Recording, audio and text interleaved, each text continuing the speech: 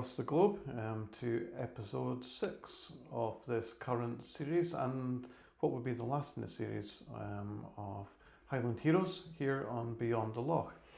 Today it's a privilege for us to be joined by a gentleman that's been in the Glen for, we'll call it undisclosed number of years. I think it's probably the way to say it, but an absolute privilege to welcome Gordon Menzies from Temple Pier. Gordon, a very warm welcome to Beyond the Loch. Thank you. Gordon, you were born on the shores of Loch Ness and raised there. For our viewers, perhaps touching on what it was like for you growing up here, how that shaped your connection, your life around the Loch, and connection here to the community.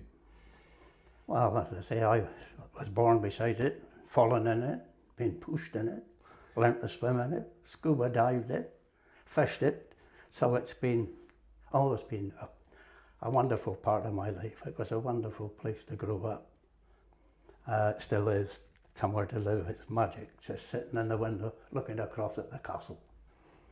Can there be a better vista in the Glen? I'm not sure.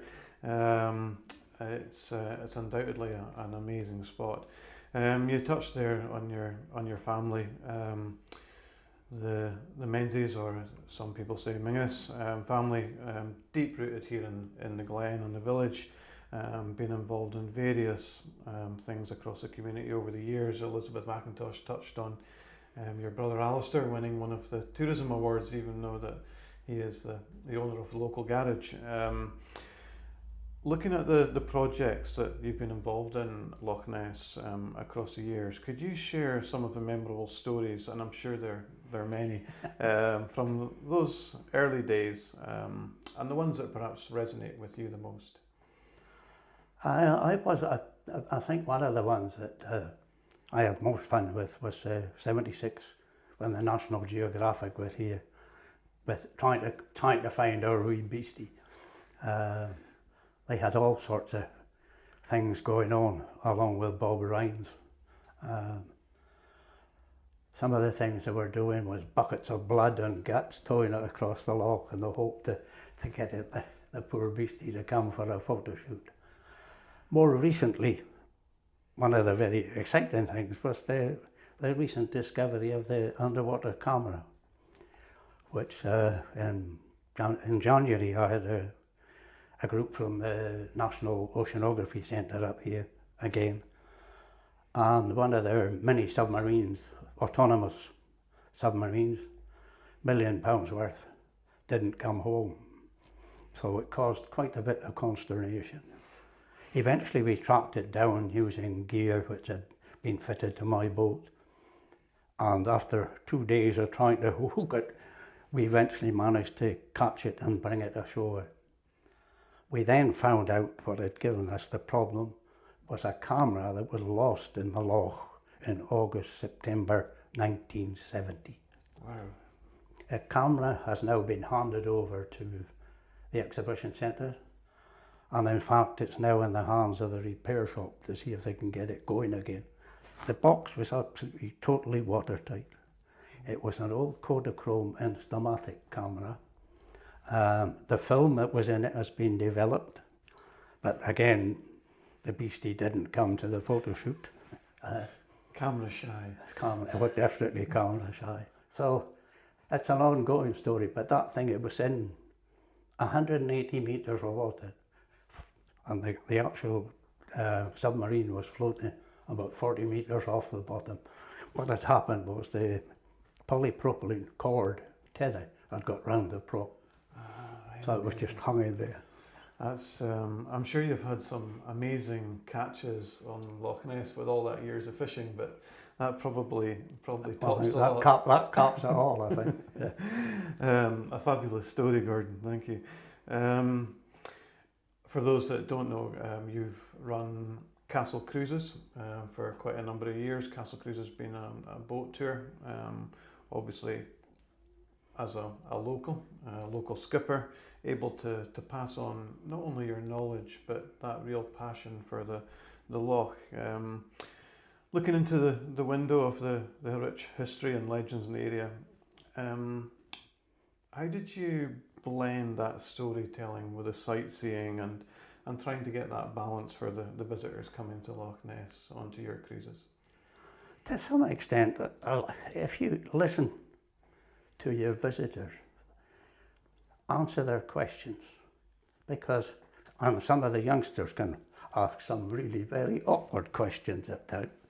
But if you use that as the background, so that you're not doing it by rote, you know, you're actually communicating with the people, and it makes it that much easier to tell the story. That's a fantastic answer. Thinking back on maybe some of the questions that you have had over the years, are there any that stick in the mind? Some of that. Well, I think some of the ones that are always amuse me is when you say to people that the temperature of the loch is always, the main body of the loch is about 6 degrees Celsius, and you get some smart Alec from the other side of the paddle says, is that centigrade or Fahrenheit? Yeah, well. So my usual reply is, if it was Fahrenheit, we'd be walking on it. Yeah, undoubtedly, or I should say, for those that don't know, Loch Ness never freezes. Never. No. Never freezes. And despite it becoming very popular for wild swimming, I don't think it would be me. Gordon, one of our previous guests on Beyond the Loch, a good friend of yours, Pat Veach, spoke about her memories of John Cobb and the record speed attempt. Now I know there's various footage on YouTube and your home features on that.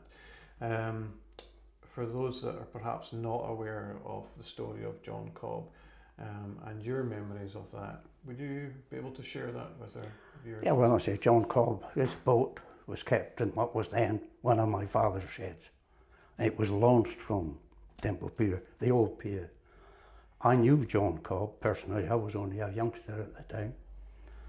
He was a big quiet fellow. In fact, he preferred to speak to us youngsters rather than the press. The boat was fascinating. And of course, one of the guys who it started along the speed route was Richard Noble, who held the land speed record for a while and then had thrust SSC.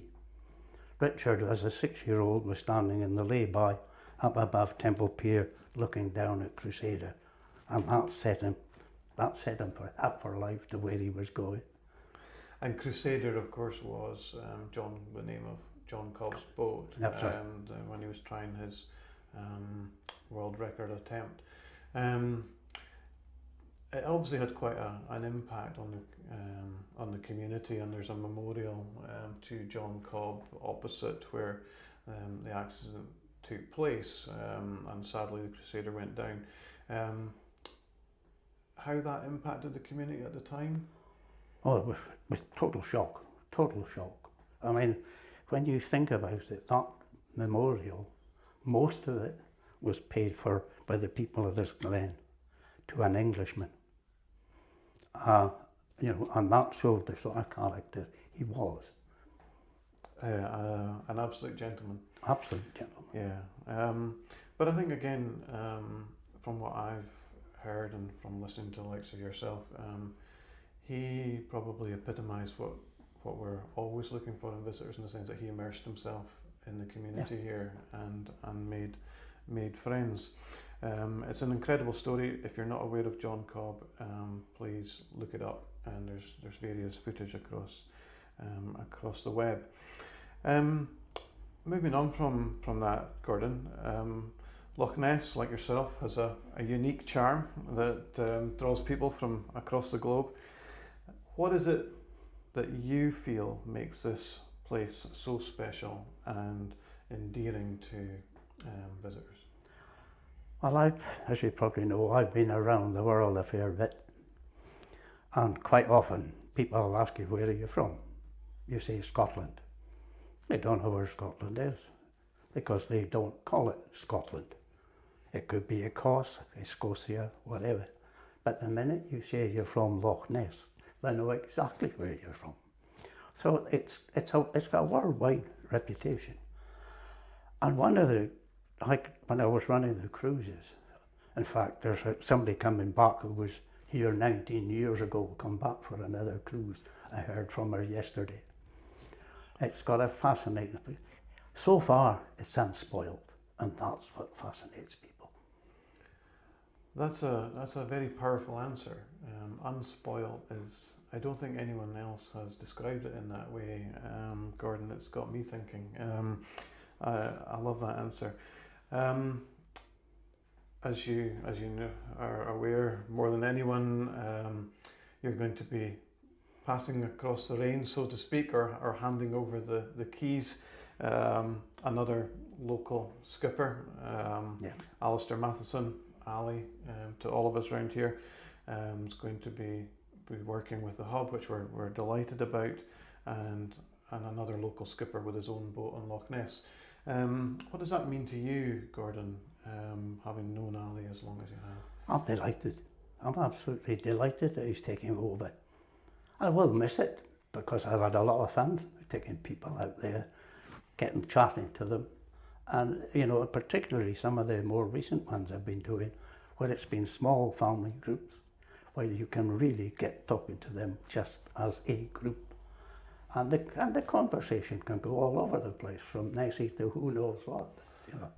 And one of the stories I love telling them, or one of the questions I ask, is Nessie a male or a female? And a lot of them, particularly the ladies, say it's a female.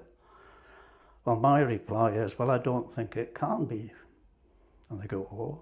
Well, I said, well, when St. Columba banished it to the depths of Loch Ness in AD 565, he told it to be silent, and it obeyed. I can't possibly comment, Gordon. That's very controversial. Needless to say, I've nearly been thrown overboard a few times. Gordon, it's great to hear whereby a customer is coming back after 19 years. It shows that connection. I always say we're very fortunate to have such passionate people delivering various experiences across, and that ties in very nicely to what will be our next series. We're going to be showcasing a lot of the tour operators, the people who are delivering for visitors in the community, and we're delighted that Ali is hopefully going to be one of our first guests on that. Gordon, we ask everyone as we come to a close here, for those that are out there, especially youngsters, thinking about or considering a career in tourism, what advice would Gordon give to them? Make sure you know the history. Make sure you get it correct.